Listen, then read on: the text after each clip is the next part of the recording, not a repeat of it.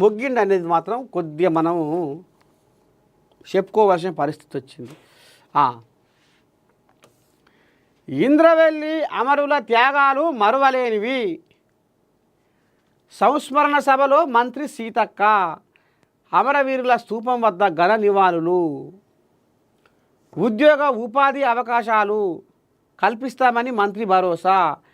అమరుల కుటుంబాలకు 10 లక్షల విలువైన ట్రైకార్ యూనిట్ల పంపిణీ. పెద్ద ఎత్తున తరలి వచ్చిన గిరిజనులు. ఇంద్రవెల్లి అమరుల త్యాగాలు మరవలేనివని జిల్లా ఇన్ఛార్జి మంత్రి సీతక్క అన్నారు.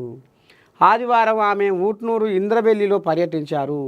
ఇంద్రవెల్లిలోని అమరవీరుల స్తూపం వద్ద ఘన నివాళులు అర్పించారు. జల్ జంగల్ జమీన్ కోసం అమరులైన వారి పూర్తి వివరాలు అతి త్వరలో తీసుకుంటామన్నారు.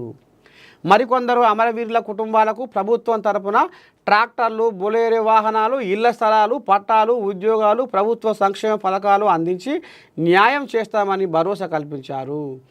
ఇంద్రవెల్లి కాల్పుల్లో అమరులైన 15 మంది ఆదివాసీ కుటుంబాలకు 10 లక్షల విలువైన ట్రైకార్ యూనిట్లు పంపిణీ చేశారు. ఆదివారం ఉదయం నుంచే వివిధ ప్రాంతాల నుంచి వందలాది మంది గిరిజనులు తరలి వచ్చి స్తూపం వద్ద నివాళులు అర్పించారు. మరి మా హక్కులను కాలరాసే దమ్ము ఎవరికి లేదు.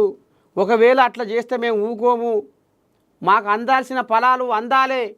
ఈ భూమి కోసం, భుక్తి కోసం మేము ఎంతవరకైనా పోరాడతామని మరి ఆనాడు అప్పుడే మరి ఉద్యమానికి కాలు దువ్వి ఈ రకంగా హక్కులను సాధించుకోవడంలో పాపం ఆదివాసులు ఎంతోమంది అమరులు అయ్యి ఇలా మనకు వేగు చుక్కలై కనిపిస్తున్నారు.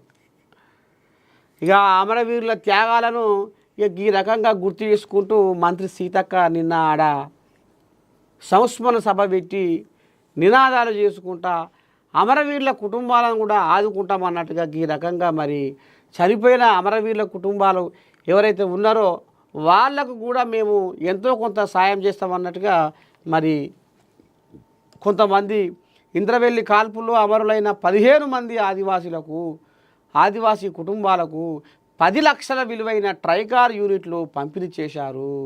ఇక ఈ రకంగా మొత్తానికి ఇంద్రవెల్లిలో సీతక్క అడుగుపెట్టి అమరులను తలుచుకొని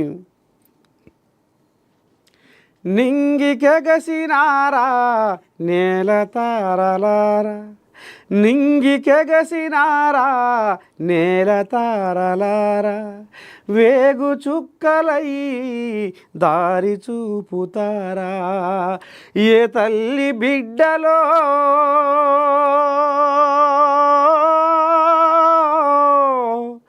ఏ తల్లి బిడ్డలో